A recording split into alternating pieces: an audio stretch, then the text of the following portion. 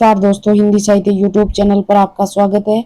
आज हम हिंदी व्याकरण का महत्वपूर्ण टॉपिक वर्ण विचार पर इम्पोर्टेंट एमसीक्यू करेंगे, जो कि क्लास नंबर 4 है। इससे पहले 3 क्लासें हो चुकी है, जिसमें हम महत्वपूर्ण इम्पोर्टेंट क्वेश्चनों को डाल चुके हैं। और वो क्लास देखना चाहें तो मेरे यूट्यूब चैनल पर, जिस चैनल का नाम है हिंदी साहित्य 484, चैनल को लाइक शेयर एंड सब्सक्राइब करें और बेल आइकन प्रेस करके रखें ताकि आने वाली वीडियो आप तक जल्दी ही पहुंच जाए। आज की क्लास शुरू करते हैं। क्लास नंबर 4 है, टॉपिक रहने वाला है वर्ण विचार। इस पर महत्वपूर्ण एमसीक्यू है, जो कि एग्जाम के दृष्टिकोण से बहुत ही महत्वपूर्ण है। और क्लास के अंत तक बने रहें, आगे इसमें बहुत महत्वपूर्ण क्वेश्चन रखे गए हैं। क्लास को शुरू करते हैं। चलिए क्वेश्चन नंबर 1 देखते हैं। मूर्धन्य ध्वनियां कौन सी है? मूर्धन्य ध्वनियां कौन सी है? इसमें अलग अलग वर्ग होते हैं।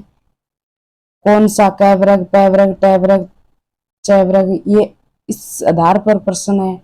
वर्ण विचार का जो टॉपिक है उसमें लगे हुए छोटे छोटे हमको हमारे को तो देखने में लगता है उसमें छोटी छोटी चीजें, लेकिन छोटी छोटी चीजों में बहुत इंपॉर्टेंट चीजें छुपी होती है, जो कि सीधा एग्जाम में पूछने लायक होती हैं। और इसमें से प्रश्न उठाया भी गया है, बहुत बार उठाया गया है, जो कि आपके सामने दिख रहा होगा। मूर्धन्य ध्वनियां कौन सी है? इसके सामने एग्जाम में आए हुए उसका मटेरियल लिखा हुआ है। ठीक है, इसमें सिर्फ इंपॉर्टेंट ही चीजें हैं। ठीक है, आज का क्वेश्चन देखें। मूर्धन्य ध्वनियां कौन सी है? मूर्धन्य ध्वनियां, आंसर क्या रहने वाला है? मूर्धन्य ध्वनियां कौन सी है? कौन सी है? आंसर रहेगा, आंसर स। मूर्धन्य ध्वनियां कौन सी है? ट, ठ, ड, ड। ये आंसर रहने वाला है। चलिए अगला क्वेश्चन। किन ध्वनियों को अनुस्वार कहा जाता है?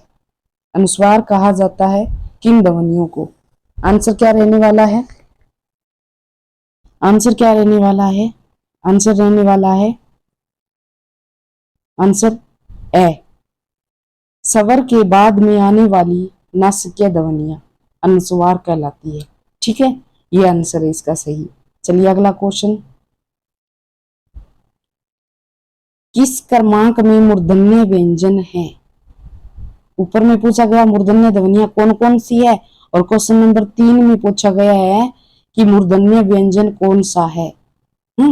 उसमें टोटल ध्वनियां पूछी गई, इसमें मूर्धन्य अकेला व्यंजन पूछा गया है, कौन सा है? आंसर क्या रहेगा? आंसर रहने वाला है आंसर रहने वाला है द। ओके, अगला क्वेश्चन देखिए। निम्नलिखित में से कौन सा वर्ण स्पर्श संघर्षी, जिसमें संघर्ष के अनुसार बोला जाता है? स्पर्श संघर्षी व्यंजन आपको बताए गए थे, कौन कौन से हैं? कौन कौन सी है स्पर्श संघर्षी व्यंजन? च, छ, ज, ज। देखिए स्पर्श संघर्षी व्यंजन यहां बताते हैं। च, छ, ज, ज। ये स्पर्श संघर्षी व्यंजन है। ठीक है, ये वाला जो संघर्ष के, इसमें ज्यादा बोलने में संघर्ष यूज होता है, इसे स्पर्श संघर्षी व्यंजन कहते हैं। तो इसका आंसर क्या रहने वाला आपको दिख रहा होगा? आंसर रहने वाला है आंसर क्वेश्चन नंबर 4 का ए। ठीक है, अगला प्रश्न देखिए। Question number 5। पंचांग शब्द में उच्चरित ध्वनियों का लेखन निम्नलिखित में से किस में हुआ है? पंचांग शब्द में उच्चरित ध्वनियों का लेखन निम्नलिखित में से किस में हुआ है? किस में हुआ है? आंसर क्या रहने वाला है? आंसर रहने वाला है आंसर द। इसमें पंचांग उच्चरित ध्वनियों का लेखन हुआ है। ठीक है, आंसर ये रहने वाला है। चलिए अगला प्रश्न।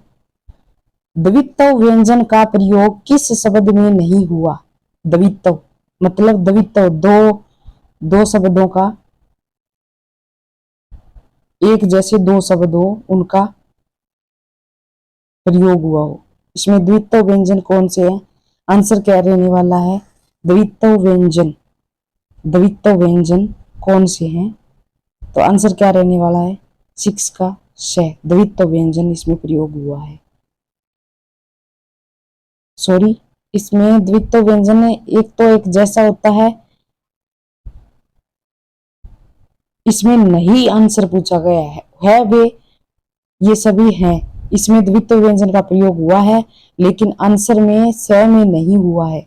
आंसर स में एक जैसे शब्दों का प्रयोग नहीं हुआ। जैसे इसमें आंसर देखे, आपको समझाएं।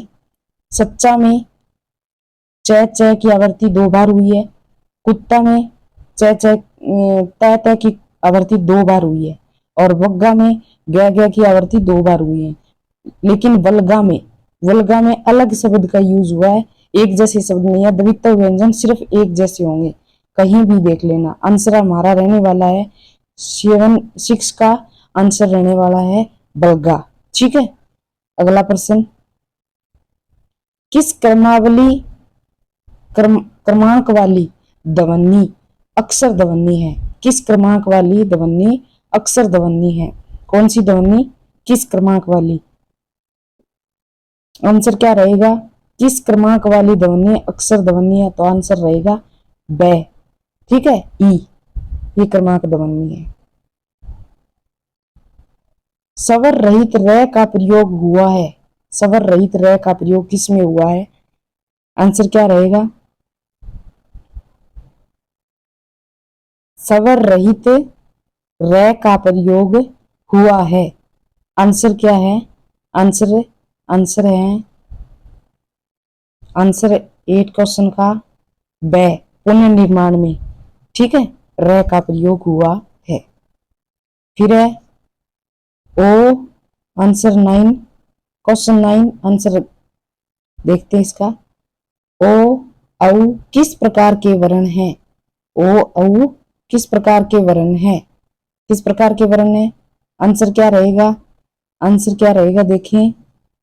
आंसर ओ औ किस प्रकार के वर्ण हैं? आंसर रहने वाला है कंठोष्ठ। ये कंठोष्ठ वर्ण है। ठीक है, अगला प्रश्न देखें। ट वर्ग का उच्चारण स्थान क्या है? ये देखो, तीसरी बार क्वेश्चन इसी क्लास में तीसरी बार पूछ लिया गया है। देखें कि नंबर 1 पूछा गया था क्वेश्चन, क्वेश्चन नंबर 3 में भी पूछा गया था, और इसमें अलग अलग घुमा घुमा के प्रश्न पूछ रहा है। तो इस प्रकार के प्रश्न व्यंजन वर्ण स्वर, वर्णों में स्वर और व्यंजन दोनों में इतने प्रश्न पूछ ले जाते हैं, घुमा घुमा कर प्रश्नों को पूछा जाता है। एक ही लाइन के 3 प्रश्न बन गए हैं। देखिए कितना इंपॉर्टेंट तथ्य है। ट वर्ग का उच्चारण स्थान बताएं। ट वर्ग का तो आपको उसमें समझ में आ गया होगा, पूरे ट वर्ग पूरा याद होगा। जैसे ट, ठ, ड, ड, अणे। दोबारा देखें, दोबारा देखें। ट वर्ग, ट वर्ग दोबारा देखें। ट, ठ, ड, ड, अणे। ये ट वर्ग है, इसको ट वर्ग बोलते हैं। ठीक है, ये ट वर्ग पूरा। ओके, इसमें से क्या पूछा गया? ट वर्ग का उच्चारण स्थान, स्थान क्या है? तो ये मूर्धन्य। इसका आंसर क्या रहेगा? इसका आंसर रहेगा मूर्धा। आंसर रहेगा मूर्धा। अब अभी अगला प्रश्न, भाषा की सार्थक लघुत्तम इकाई कौन सी है? भाषा की सार्थक लघुत्तम इकाई कौन सी है? क्वेश्चन नंबर 11, आंसर क्या रहने वाला है? भाषा की सार्थक लघुत्तम इकाई है, आंसर रहेगा शब्द। आंसर ए, शब्द। क्वेश्चन नंबर 12 देखें। क्वेश्चन नंबर 12, किस क्रम में ऊष्म व्यंजन नहीं है? व्यंजनों भी पूछा जाता है, स्पर्श व्यंजन, कैफे, मैथक, ऊष्म, अंतस्थ और पार्श्विक, लुंठित, प्रकंपित, अलग अलग व्यंजनों के अलग अलग नाम है। इस प्रकार इसमें पूछा गया है ऊष्म व्यंजन कौन से नहीं है, ऊष्म व्यंजन कौन सा नहीं है। क्वेश्चन नंबर 12 का आंसर देखें।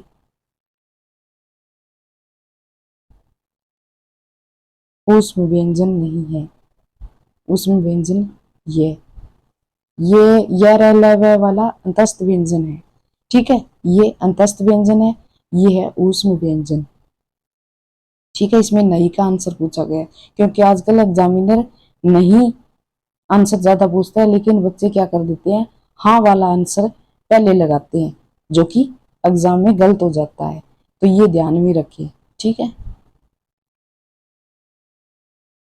अगला, किस क्रम में पार्श्विक व्यंजन है, किस क्रम में पार्श्विक व्यंजन है। क्वेश्चन नंबर 13 आंसर क्या रहने वाला है, पार्श्विक व्यंजन होता है, ये क्वेश्चन भी पूछा गया था अभी एग्जाम में, हाल ही के एग्जामों में मैंने विश्लेषण किया, उसमें एग्जाम में ये क्वेश्चन पूछा गया था। आंसर क्या रहने वाला है, आंसर रहने वाला है क्वेश्चन का 4। ठीक है, लय पार्श्विक व्यंजन है, लय पार्श्विक व्यंजन है, लय पार्श्विक व्यंजन है। ओके, अगला प्रश्न, क्वेश्चन नंबर 14, क्वेश्चन नंबर 14, किस क्रम में अलप्राण ध्वनियां, अलप्राण महाप्राण ध्वनियां भी पूछी जाती है, इस पर क्वेश्चन बनता है। अलप्राण ध्वनियां कौन सी है, महाप्राण ध्वनियां कौन सी है। तो आंसर 14 का आंसर क्या रहेगा, आंसर रहने वाला है श, क और ल, ये अलप्राण ध्वनियां हैं। आगे पूछ चले, क्वेश्चन नंबर 15, क वर्ण उच्चारण की दृष्टि से क्या है, क वर्ण उच्चारण की दृष्टि से क्या है। देखो क्वेश्चन कैसे पूछ रहा है, क वर्ण उच्चारण की दृष्टि से क्या है। आंसर क्या रहने वाला है, आंसर रहने वाला है क वर्ण को क्या कहते हैं, कंठ्य। आंसर रहने वाला है ब, आंसर आंसर रहने वाला है, आंसर है ब, कोमल तालव्य कंठ्य का प्रयोग इसमें होता है। अगला प्रश्न, क्वेश्चन नंबर 16, निम्नलिखित में से कौन सा वर्ण घोष है। घोष और घोष ये भी इंपॉर्टेंट क्वेश्चन बनते हैं इसमें भी। ये देखो एनवीसी केवीएस टीचर एग्जाम में 2003 में पूछा भी गया, ये ऊपर वाला भी पूछा गया, क्वेश्चन पूछे गए वो ही इसमें डाले गए हैं, बार बार इनका अभ्यास हो रहा है, एग्जामों में बार बार इन्हीं को दोहराया जा रहा है। ठीक है, क्वेश्चन नंबर 16 का आंसर देखें। क्वेश्चन नंबर 16 का आंसर रहने वाला है, आंसर वर्ण घोष है। कौन सा वर्ण घोष है, आंसर है स, द, इसमें द ये घोष वर्ण है। ठीक है, चलिए अगला प्रश्न, क्वेश्चन नंबर 17, हिंदी वर्णमाला, हिंदी वर्णमाला में स्वरों की संख्या पूछी गई है। हिंदी वर्णमाला में स्वरों की संख्या कितनी है, कितनी है। आंसर क्या रहेगा, आंसर रहेगा 11, आंसर रहने वाला है 11। ठीक है, क्वेश्चन नंबर 18, निम्नलिखित वर्ण संकेतों की सहायता से भाव या विचार की अभिव्यक्ति को क्या कहते हैं, क्या कहते हैं, क्या कहते हैं। दोबारा देखें क्वेश्चन, लिखित वर्ण संकेतों की सहायता से भाव या विचार की अभिव्यक्ति को क्या कहते हैं। आंसर आंसर क्या रहेगा, लिपि।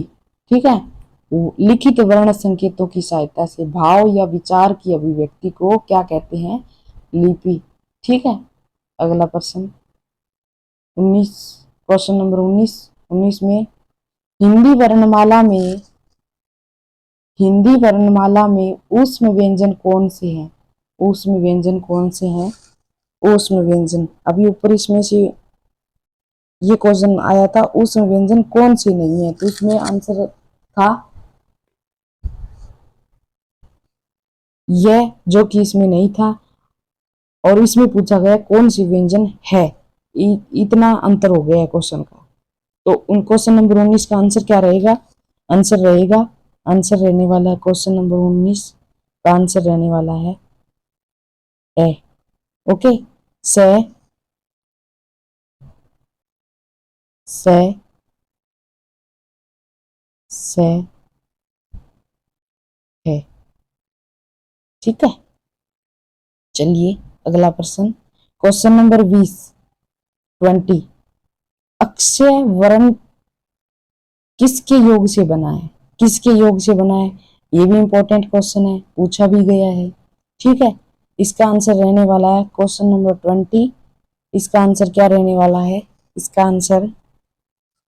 आंसर है क। ये देखिए किसके योग से बना है? क धन से। इसके योग से क्या बना है? अक्षय। ओके, चलिए अगला प्रश्न, question number 21 sorry question number 21 निम्नलिखित में से कौन सा वर्ण उच्चारण की दृष्टि से दंत्य नहीं है?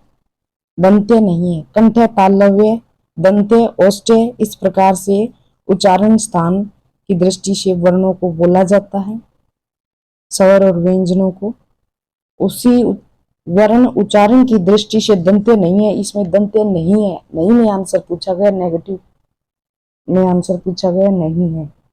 आंसर क्या रहने वाला है? 21 का आंसर रहने वाला है श। ये दंत्य नहीं है।